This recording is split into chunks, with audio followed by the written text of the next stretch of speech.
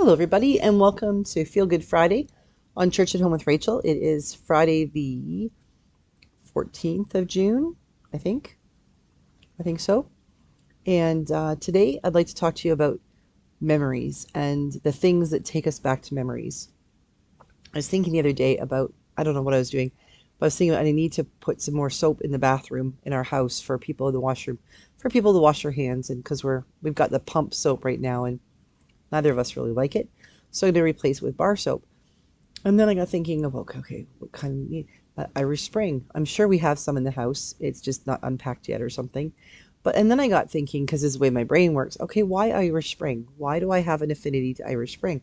And then I realized Irish Spring was what my grandma had in her house, in her bathroom, the whole time I was growing up. I don't remember there ever being a bar of Dove soap or Ivory or anything else. It was always Irish Spring.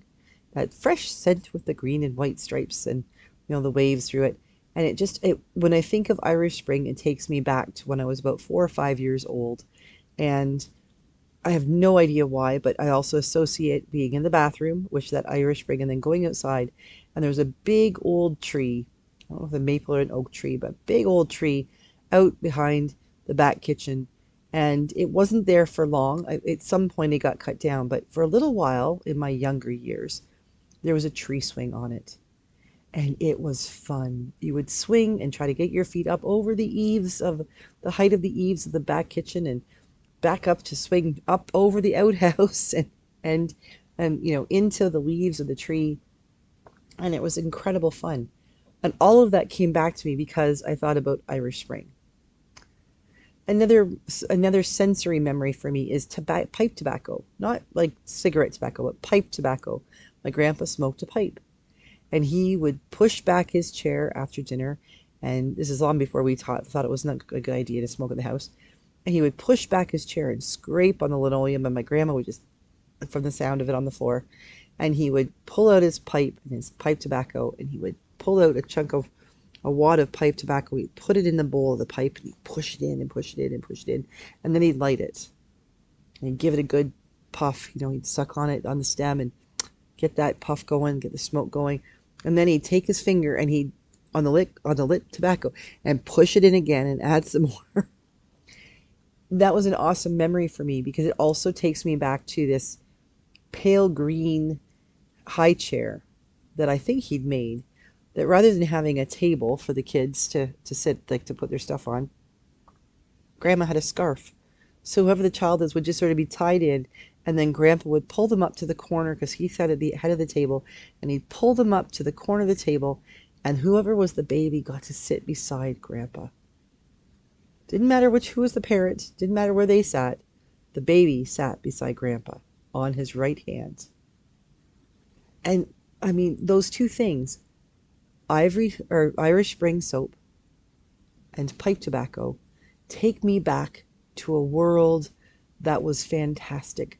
A world that was filled with adventure and family and laughter and joy.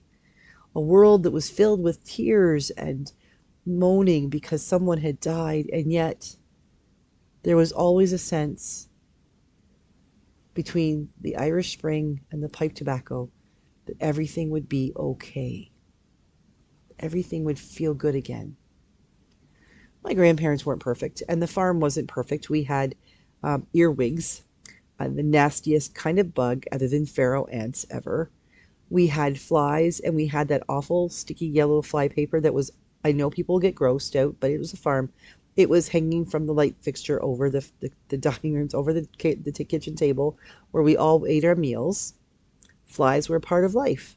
We had one of those fly things that you put above the door, and every 15 minutes or so it would go psst, and it would send something into the air. I'm not sure it actually did anything, but that was the way things were. We had a porch door that was the door that faced the street, the road, like half an acre away, but it wasn't the front door. It looked like the front door, but it wasn't. And it was a slamming screen door. And every time it would close, it would go bang and slam. And it was the best slam ever. Their sounds and smells and feelings, things that touching the taste of an apple pie or raspberry pie or fresh fruit. I never enjoyed it, but my grandmother enjoyed a piece of Melba toast with a piece of, I believe it was cheddar or marble cheese and marmalade. Not my thing, but I remember watching her at breakfast every day, having her Melba toast, cheese, and marmalade. Grandma didn't do much for herself. She didn't have many things that you could say those are her favorites, but that was something she did for herself. That, and she chewed Tums like there was no time, like there was no, and they were going at a style tomorrow. These are all things that take me back to a place that I can never recapture, but I don't think I'd want to, because in my memory, in my mind, in my imagination, it lives on as a strangely holy place. This place called the farm. The farm was a place where you could wander around and pick berries for hours and have nothing to show for it except that telltale stain around your lips. And Grandma would just say, well, it's a good thing I've got more here to make pie with. The farm was that place where you could drag out the old clunky lawn beds that were made of metal slats with thick, heavy, felt like hospital bed mattresses, and lay in the sun. Because when you're 12, that's what you do. You get a tan or a burn. The farm was that place where things turned into amazing other things, like the clothesline that Grandma would hang the clothes on turned into what looked like probably a pickleball court now, but was then badminton with ping pong paddles, as we would stand outside in the front lawn and bang away at these things, making sure we didn't hit the clean clothes with the dirty birdies. The farm was a place where you could sit on the poured gravel step beside your grandpa, and you could ask him once again, Grandpa, what are you doing? What is that? And he'd just chuckle and give you a piece of his chaw and tell you, put this in your mouth, and you just tuck it in your cheek and just let it sit there, but don't swallow. And guess what? You swallow. And then you lose your lunch and your dinner and yesterday's breakfast as well, because it's chewing tobacco. But what it also did was taught me I don't ever want to use this stuff in my mouth again. Grandpa just chuckled, patted me on the knee, and asked me if I wanted a little bit more. Absolutely not. The farm was that place where you were never safe if Grandpa saw a fly and he had the fly swat in his hand. He would hunt down those flies and get them no matter who it was or where it was. But he didn't entirely like it when his daughter, my aunt, saw one sitting on the top of his bald head and nailed its life to his skull. It was funny for the rest of us. Grandpa was a little heated. The farm was that place where in the middle of winter you could smell that smell of wet wool, because he'd come in from outside or whatever he was doing, and he'd be soaked. Socks were wool, everything was wool. His pants, I think, were wool, and he'd go and stand beside the fire, the wood stove, and that smell of the wool beginning to dry. Some people wouldn't like it, but for me, it smelled like home. The sound of a kettle that had dripped on the bottom of it, being put down on the top of that wood stove to boil, that hiss and sizzle as the water burned away, and you know that when that hot water was boiling, there'd be tea, or there'd be some postum coming. Remember postum? Yeah, that's like the chewing tobacco. Ugh.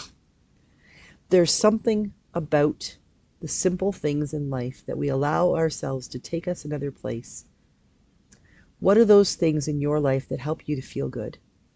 What are those things in your life that make you remember a good time, that you can reach out for and hold on to and allow yourself to drift for a little while down the river of memories to a place far, far away and long, long ago, when you felt peace, when you laughed like there was no end to laughter, when you knew you were loved.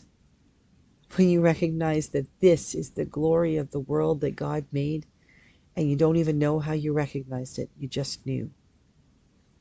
I pray that this weekend you will find moments of those feel-good memories, whether it's the touch of something in your hand, the taste of something on your tongue, the sound of something in your ear,